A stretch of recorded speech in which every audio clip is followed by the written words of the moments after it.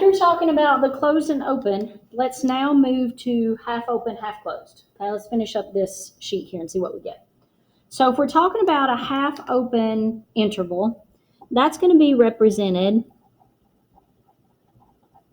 by a parenthesis around the A and a bracket around the B.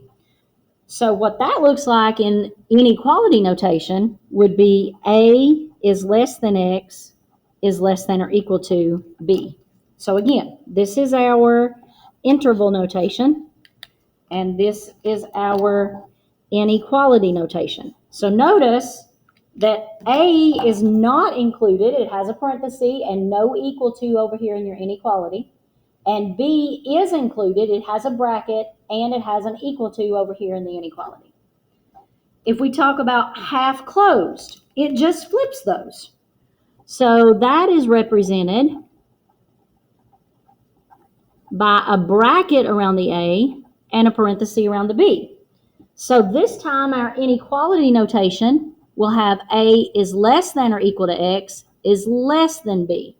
So notice this one is our interval notation and this one is our inequality notation. So the A has a bracket and the A has an equal to in the inequality. The B has a parenthesis and over here the B does not have an equal to in the inequality. So for every one of these, our left endpoint, our left side, notice on every one of these that we've done, our left is A. So our left endpoint is A, and our right endpoint is B. Now, I forgot to give you an example up here, so I'll go back and do that real quick. So for example, on this one, you might have 1, 10, or 1 is less than X is less than or equal to 10.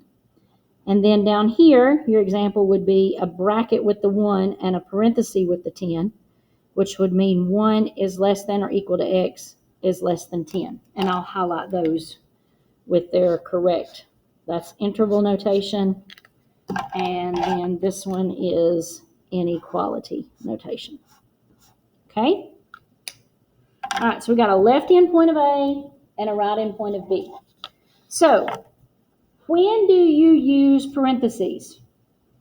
You use parentheses when the number is not included. Okay, you use parentheses when the number is, let's highlight that, not included. When do you use brackets? You use brackets when the number is included. Okay, so let's highlight is. So brackets is, parentheses not. Parentheses not, brackets is. If the number is included, you use a bracket. If it's not included, you use parentheses. Now, what does that mean about the infinity symbol? Okay, what does that mean about the infinity symbol? The infinity symbol will always use parentheses. You always use parentheses. So let's write always use parentheses. And that is used to indicate that there is no boundary. There is no boundary. For example, it might look something like this. Negative infinity to positive infinity. Okay, this is the infinity symbol. Some students, let me back this up a little bit. Some students like to turn their paper sideways. I'll rewrite this again. So some people turn their paper sideways and they'll do negative and they'll do a number 8, comma, a number 8. And see, then when you turn it back around, it looks like it did when I just wrote it like that. Okay? So it's a sideways 8 is what it is. And what this means, that means all real numbers. Anything will work. Okay? That's what that means. Now, what does that look like in an example?